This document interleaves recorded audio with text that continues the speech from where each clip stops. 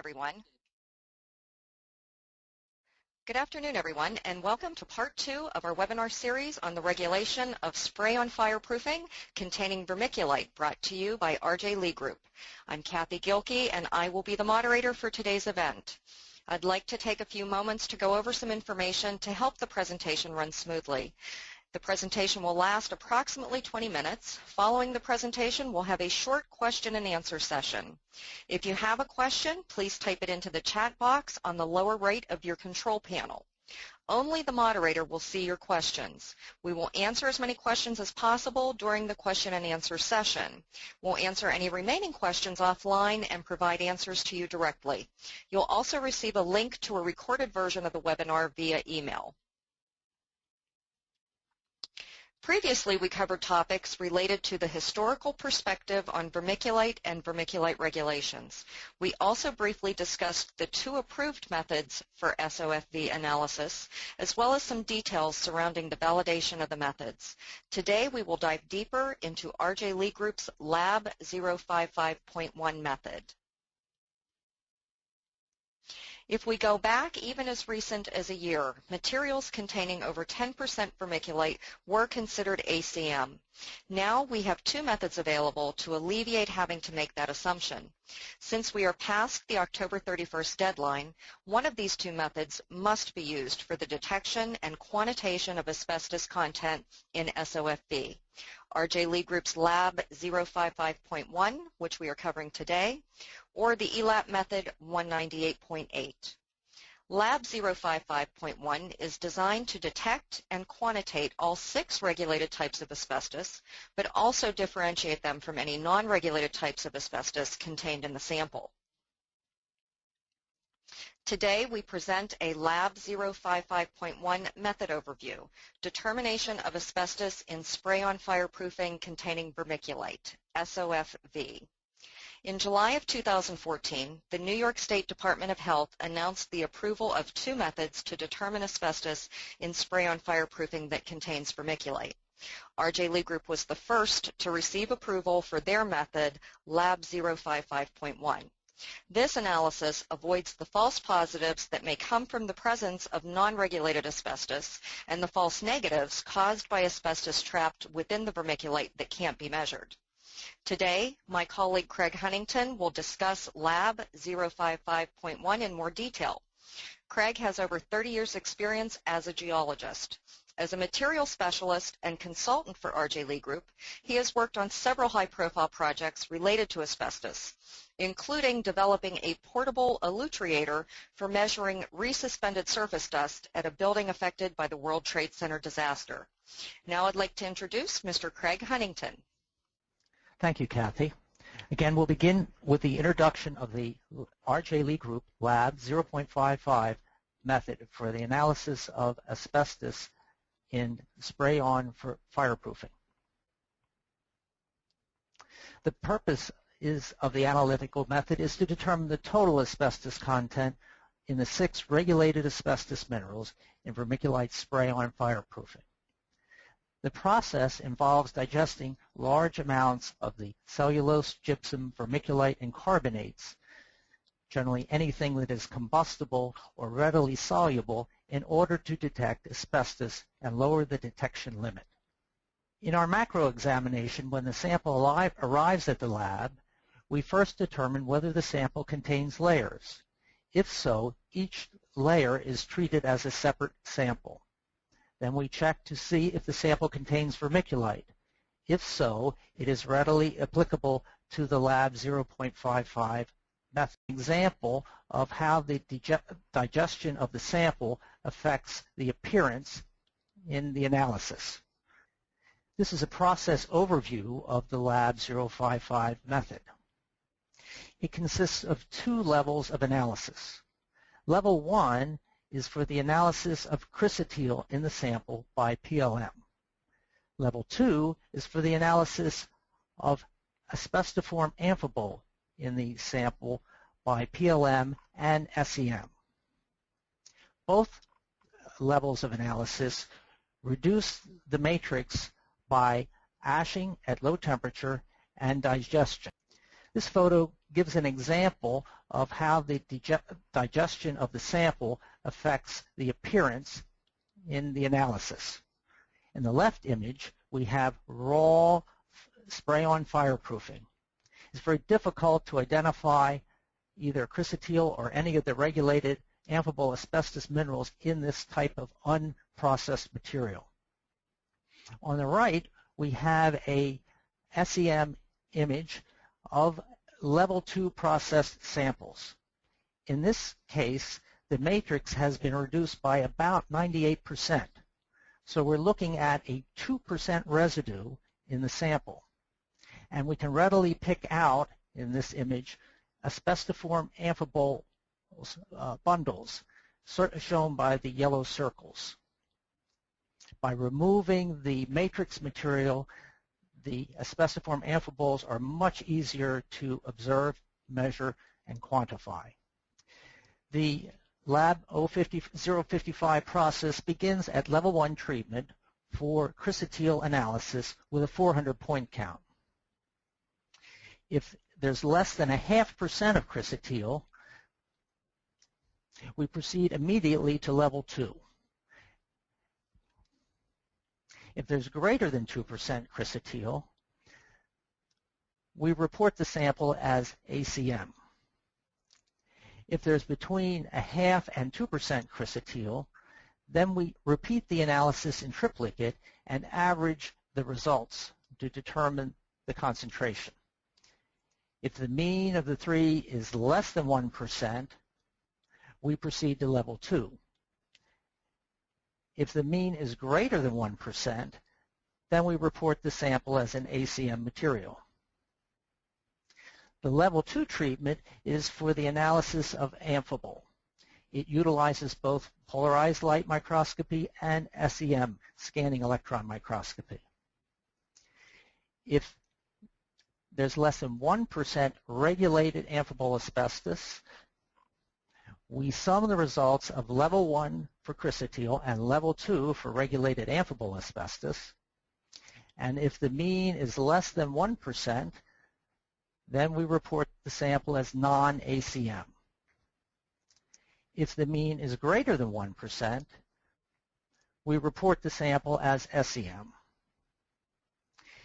If there's more than 1% regulated amphibole asbestos in the sample, then we do report the sample as ACM. Now let's look at a microscopic analysis of some of the materials that obscure the asbestos in the spray-on fireproofing. One of the principal materials is vermiculite. Vermiculite is a clay mineral produced by low temperature alteration and weathering of mica. And as you can see from the formula here, it has 8 molecules of structural water. When heated rapidly to up to 300 C, this generates steam which expands the flat sheet structure exponentially and drives the layers apart. In the left-hand photograph, we see sheets of vermiculite, flat sheets with perfect basal cleavage. On the right, we see an expanded vermiculite particle in which the expansion can be up to 30 times. The material has very low density and can actually float on water. Now we'll look at some of the optical properties we use in polarized light microscopy to determine the nature of minerals. Vermiculite is a moderately pleochroic mineral. That is, it changes color when the mineral is rotated on the stage from tan to brown. It exhibits what we call moderate birefringence, and the birefringence is really the difference between the highest and lowest refractive index for the mineral. And it exhibits positive sign of elongation along the cleavage traces. The sign of elongation is the relationship between the crystallographic axis and the principal vibration direction. As you can see from these images, vermiculite has perfect basal cleavage, and it sits down flat on the surface of the slide. And as shown on the left-hand photograph, which is a plain polarized light photograph, it is somewhat opaque, and can obscure other particles beneath it. Hence, this is the principal reason we'd like to get rid of this material in doing the analysis. That same particle is shown on the right photograph in cross-polarized light.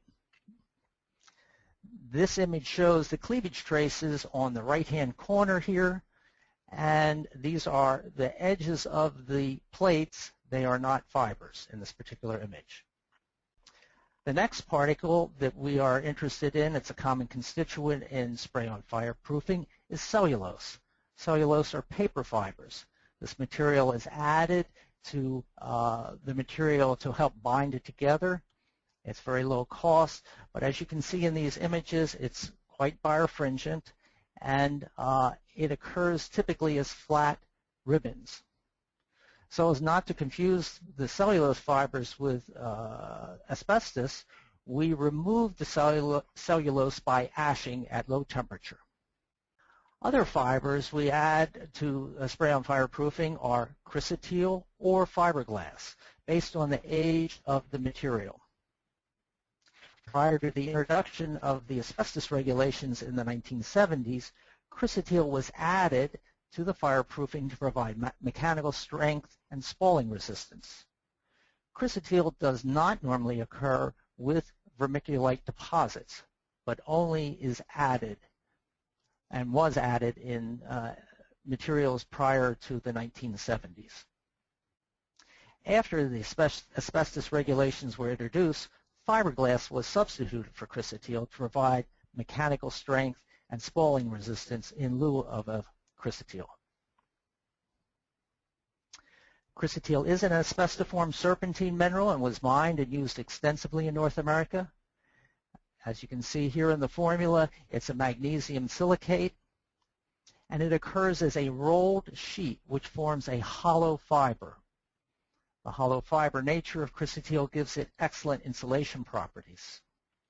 In polarized light microscopy, chrysotile is colorless.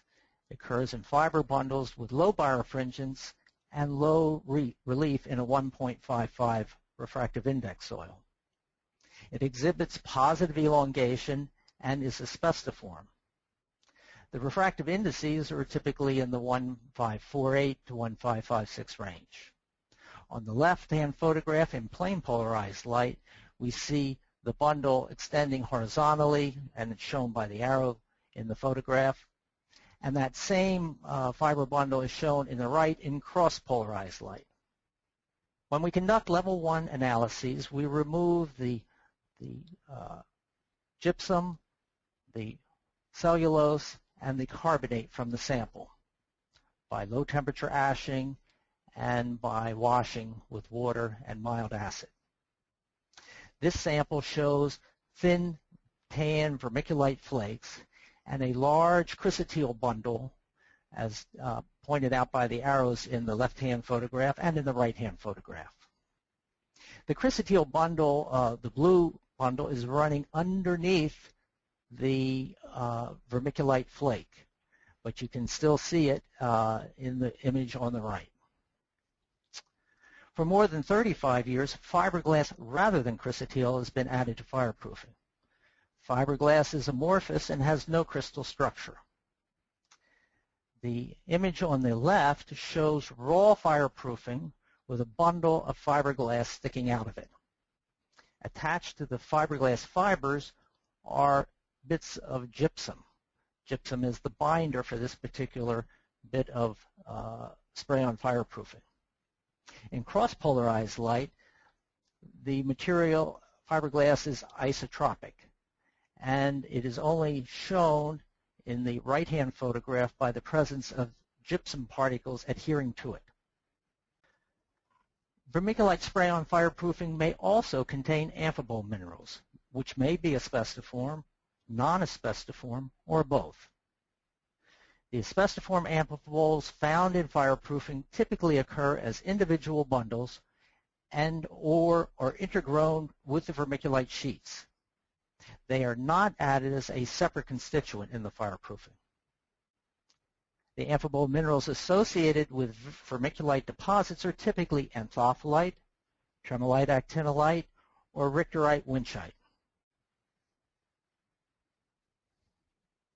To determine whether or not a particular amphibole particle is asbestiform or not, we rely on the EPA guidance in the form of EPA 600, which defines asbestiform morphology under the microscope as having the following characteristics. Particles with mean aspect ratios greater than 20:1 for fibers longer than 5 microns, very thin fibrils, usually less than a half micron in width, and 2 or more of the following properties. Parallel fibers occurring in bundles, fiber bundles displaying splayed ends, fibers in the form of thin needles, matted masses of individual fibers, and fibers showing curvature.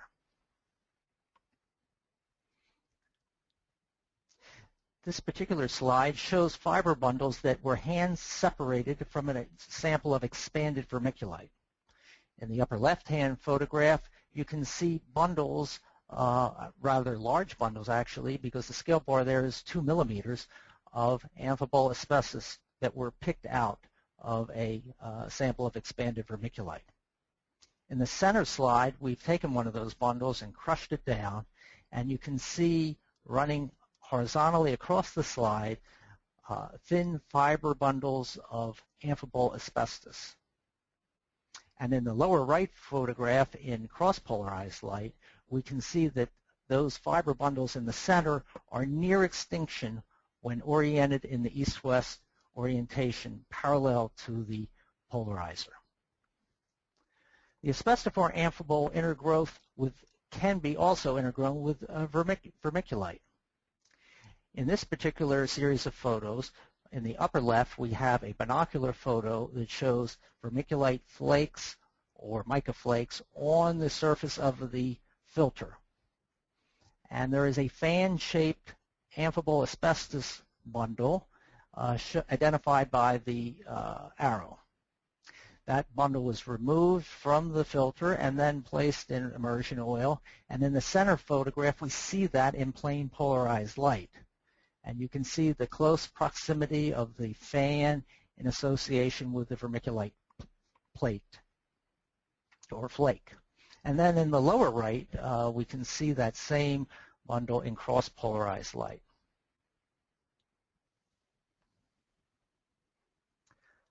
Now, the optical properties of the amphiboles that typically occur with vermiculite, that is anthophyllite, tremolite, actinolite, or richterite winchite, have optical properties that are very similar, and they tend to overlap. Going from left to right, we have the lowest index of each of those mineral groups, followed by the higher index, the N-gamma, and then the birefringence. And you can see that these properties or values are all very close or overlapping. All these minerals exhibit positive elongation, and they are all pleochroic in different shades of pale brown and green. The pleochroism itself is actually increased during our processing step. Because it's difficult to identify the individual species of amphibole, we utilize level 2 SEM EDS analysis for this task. This is a level 2 sample filter. It's a binocular image at 8x and 20x, and in it we can see small fan-shaped radial aggregates of amphibole asbestos. The amount there is estimated to be only 5% of the residue, and the residue might have been 2 or 3% of the total sample, so a very small amount. Here are additional examples of level 2 processed amphibole asbestos that occurred between the sheets. We see a radial aggregate in the upper left and upper right images in plane polarized and cross-polarized light. And then in the lower series of photographs, we have a amphibole bundle from a filter on the left, in plane polarized light in the center, and in cross-polarized light on the right, lower right side. To identify the amphibole mineral species, a portion of the level 2 filter residue is analyzed by SEM and EDS. The EDS identifications are used to identify amosite, chrysotolite, anthophyllite asbestos, tremolite asbestos, and actinolite asbestos. These are the regulated asbestos amphibole species. If we find amphibole particles that are similar to tremolite and actinolite in terms of their EDS spectra, but have additional elements of sodium or sodium and potassium, these suggest their origin was associated with the vermiculite mine at Libby, Montana. Amphiboles at that site typically have somewhat elevated alkali contents. These non-regulated amphiboles will be identified as winchite richterite. This slide shows a series of asbestos amphibole standards, the first 5 being amosite, chrysotolite, actinolite, anthophyllite, and tremolite. Those are all regulated amphibole asbestos.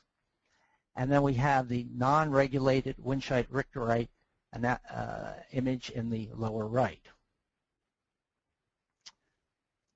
These are NYS standards, the first 5, and then the winchite richterite is from Libby. In the case of the winchite richterite, I have a red arrow in the bottom of the EDS spectra pointing to the element of sodium. And the spectra is very similar to actinolite above it, with the exception of that sodium peak. And that is the key identifier that enables us to differentiate this being a non-regulated amphibole rather than actinolite.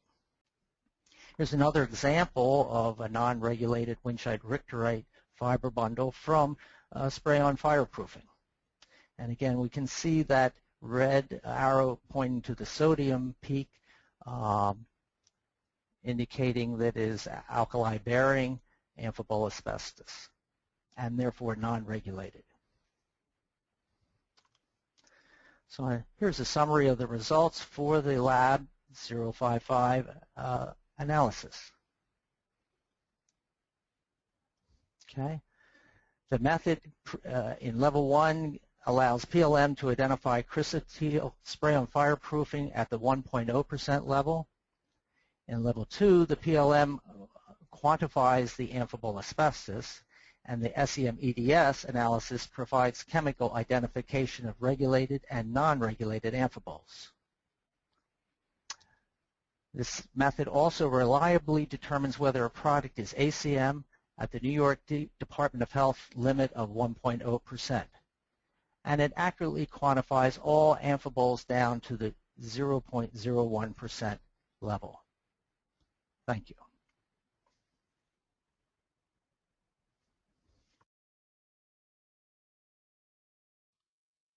So we can expand on that at that time. Okay, thank you, Craig. I think we've come to the end of our time for today, but we do want to make sure that we answer all of your questions and concerns. If you submitted a question that wasn't answered live, we will respond as quickly as possible through email or by phone. Part 3 of our webinar series will occur within the next few weeks, and you'll receive an email notification to register. We will also be posting recordings of each webinar in this series on our website for download. On behalf of Dr. Lee, Craig Huntington, and everyone at RJ Lee Group, we hope you've enjoyed our presentation today. Thank you.